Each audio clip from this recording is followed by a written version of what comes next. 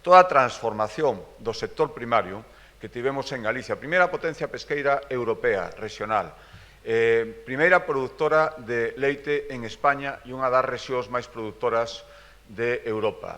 Tamén en política forestal. Todo iso hai que seguir mantendo, todo iso é fixar poboación, todo iso é a autonomía, a soberanía alimentaria da que tanto se fala, ás veces tampouco se fai. Por iso, entendendo que as prioridades de Europa ahora tamén teñen que ser outras, hai prioridades que non se poden esquecer. E sería un enorme erro deixar de facer cousas que se iniciaron, pero les queda moito camiño todavía. En eso tamén seguiremos insistindo. Todo o que ten que ver coa política industrial, a aposta de Europa polas renovables, hai que clarificala, hai que ser valientes e hai que ser consecuentes. O que non se pode decir que queremos enerxía renovable e despois estar opoñéndonos en cada sitio a que se poñan enerxías renovables en canto hai un proxecto. Por lo tanto, aí tenemos que ir tamén da man da Unión Europea, suprimir burocracia, estar moi alineados nas políticas e tirar para adiante, cumprindo a normativa, pero tamén sendo consecuentes e valientes cos obxectivos que nos propoñemos.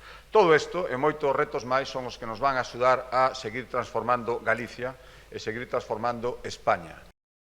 Hoxe somos unha terra, é certo, moito máis de vanguarda que hai 40 anos, moito máis innovadora e con unos niveis de benestar que non teñen nada que ver cos que tiñamos hai 40 anos.